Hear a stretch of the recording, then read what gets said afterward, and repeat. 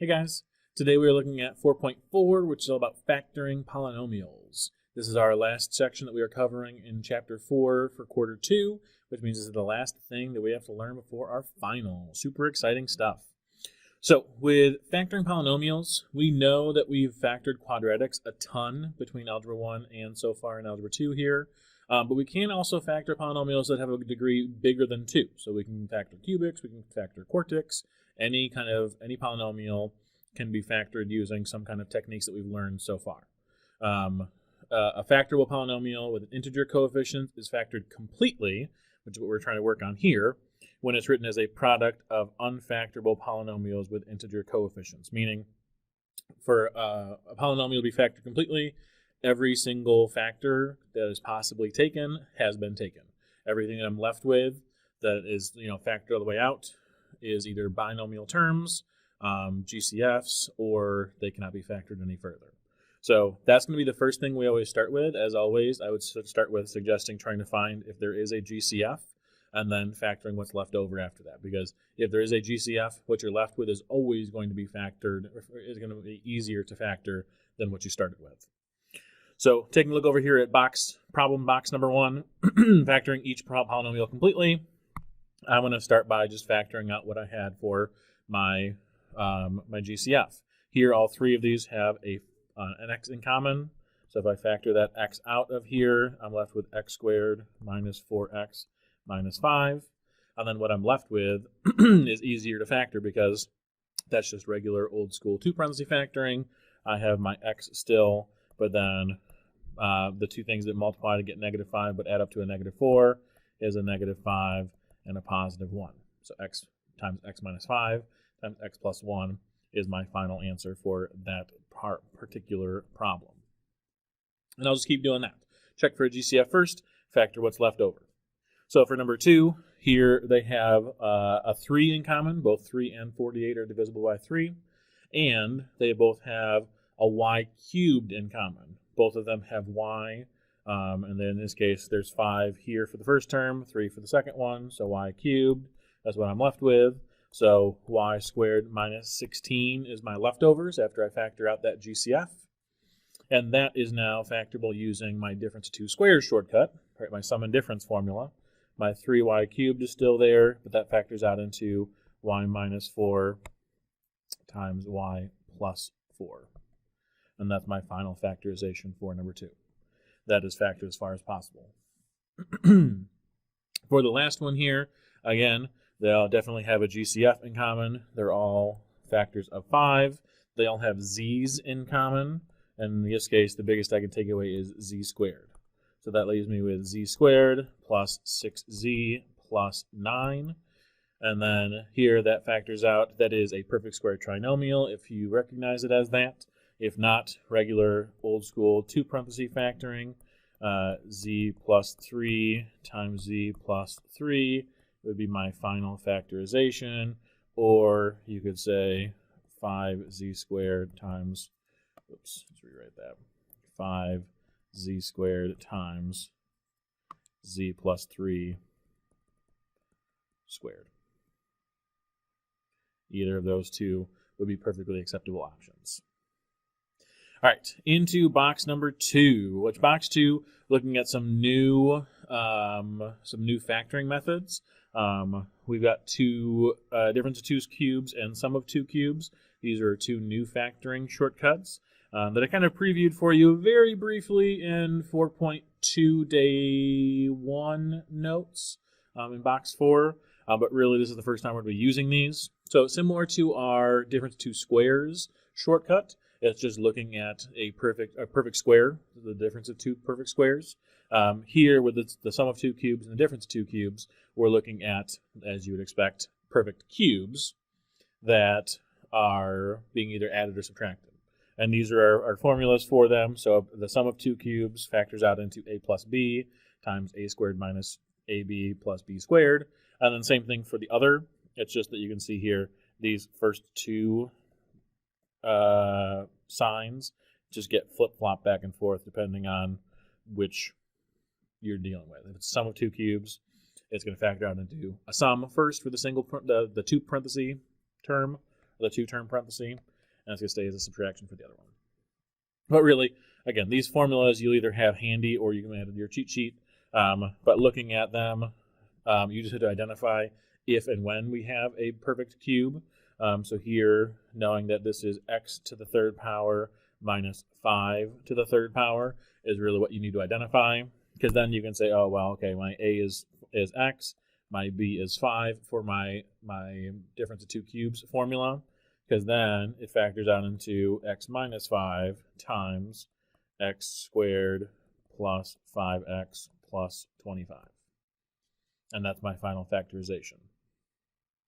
And again, I'm okay leaving my x squared plus 5x plus 25 in there, even though it's not a binomial. It's still not factorable. There's nothing that multiplies together to give me 25 that adds up to a positive 5. So I'm good. Number 5 is a little trickier to see. First thing you have to do is take a GCF out. That's still part of the process. Here, those are both even numbers, and they both have at least an x squared involved. So if I factor a 2x squared out of both of those, I'm left with 8x cubed. There we go, x cubed plus 27, which this one, a little trickier to see that this is 2x to the third power plus 3 to the third power. And then I still have my 2x squared on the outside. But that tells you that your a is 2x, your b is 3. So my 2x squared is still there.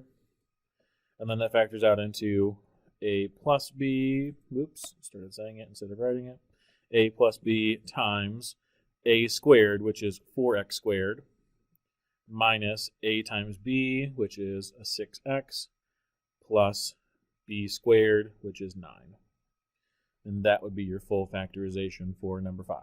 2x squared times 2x plus 3 times 4x squared minus 6x plus 9. All right, moving along to the back side.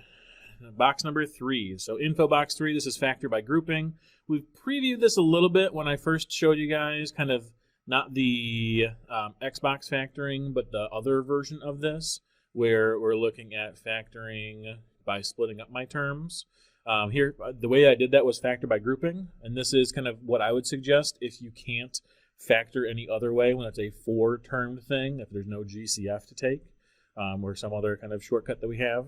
When I have 4 terms, this is the most commonly used factoring method. When you're looking at trying to pair things up so that they have something in common between those two pairs. So if you look at the way I have this split up, these 2 terms both have R in common. These 2 terms both have S in common. So I'm going to pair them up in a parenthesis and then take the GCF of each of those separate parentheses. So here when I do that, my R is in common, so I factor it out and I'm left with A plus B. My S is in common, so I factor it out and I'm left with A plus B. And then, hey, look at this. Both of these 2 terms have an A plus B in common, so I factor that out and I'm left with R plus S. Kind of a weird way of doing it, but that's how we do it. So if I look at factoring something like this by grouping, I'm going to factor this completely. I'm going to start by just pairing these up so that they have something in common. As long as both of them have something in common, it should work out fine. And usually we can probably do it where we pair my first 2 things up and my second 2 things up. But when you do that, just kind of take a look real quick and make sure that that's going to work.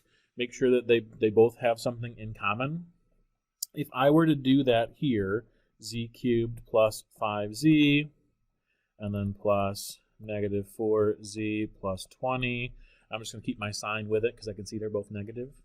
Here, these have a, sorry, that's supposed to be a z squared, 5z squared. They both have z squared in common. So if I factor a z squared out, that leaves me with z plus 5. Here I can see both negative 4z and negative 20 have a negative 4 in common.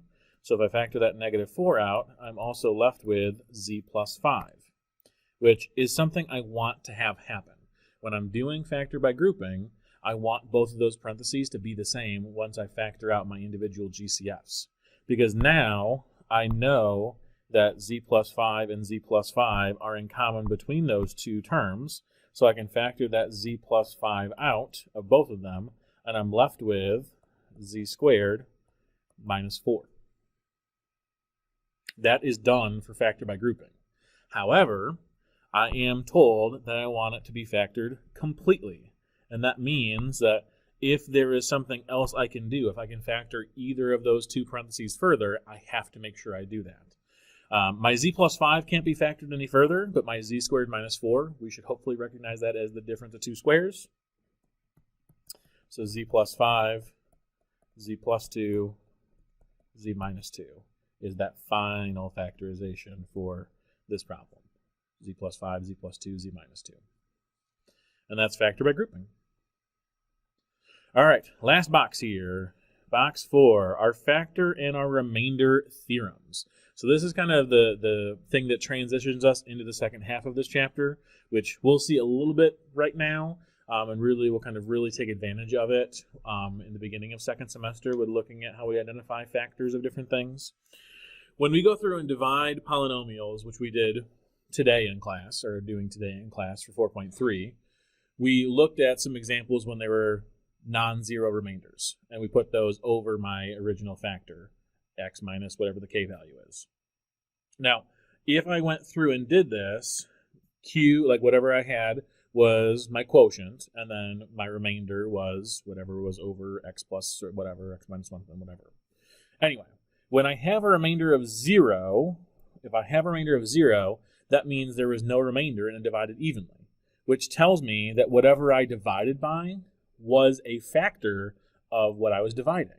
So like in any particular example, it doesn't really matter what it is, but if I was going to do, whether it's synthetic division or long division, if I have a remainder of 0, that tells me that that original thing that I divided by is a factor, right? Just like if I did like the one that I did in at least 4th hour today, if I did 564, I think it was 562 divided by 2, doesn't really matter.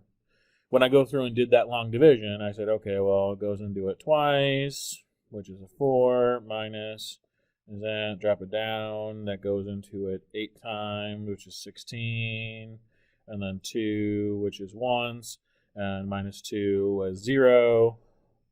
That was a remainder of 0.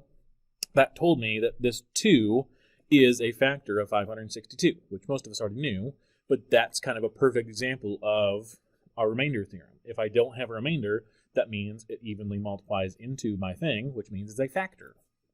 That lets us kind of take advantage of that with our more advanced problems, because if we just check to see if it's like if all we had to do here for box number 4 for our problems, if we're just trying to show or identify if something is a solution or is a factor, we could just check to see using synthetic division to see whether it's a factor by having a remainder of 0. So here, the way this is phrased, show that x plus 3 is a factor of that polynomial x squared, or x to the 4th, plus 3x cubed minus x minus 3, and then factor it out completely. If I want to show that it's a factor, I'm going to go ahead and just show using synthetic, just because that's the fastest way, synthetic division, that it has a remainder of 0. So in synthetic, again, we have to make sure, since this is x plus 3, this is going to be a negative 3 up here. I also have to make sure, since I don't have an x squared term in here, I have to add that 0.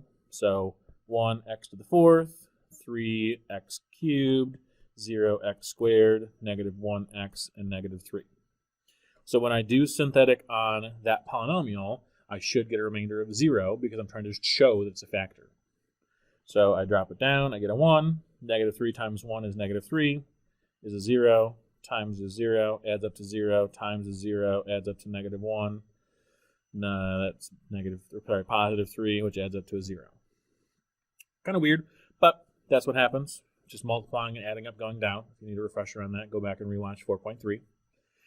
But that tells me that, hey, I have a remainder of 0, so that in and of itself is enough to say that it is a factor. I have showed that x plus 3 is a factor of that polynomial. Now, if I'm going to try and factor it completely, I know that this is x cubed, 0x squared, 0x minus 1. And that times x plus 3 is what this factors out into. Because if I divided my x plus 3 out, and I got this parenthesis x cubed minus 1 as my remainder, as my leftover after I divided, my answer, my quotient, that those two things, if I multiplied them back together, would give me my original polynomial. So what I'm going to have to do here now, that's factored so far. If I'm factoring it completely, I just have to factor what's left over, which here, this is x cubed, this is 1 cubed. So what I have to do then, this is a difference of 2 cubes problem. My x plus 3 stays the same. This ends up being x minus 1, x squared plus x plus 1 is my final factorization. Those last two parentheses there are just my difference of 2 cubes formula from box 2. And that's my final factorization. That's all we got for today. That's it for chapter 4. That's it for first semester. Your homework is up there on the screen, page 184 and 185, 6 through 50, every other even. So just all those multiples that are not, or even numbers that are not multiples of 4, basically. As always, if you guys have questions, concerns, thoughts, ideas, hopes, or dreams, make sure you guys are reaching out and letting me know. And have a fantastic day. We'll see you soon.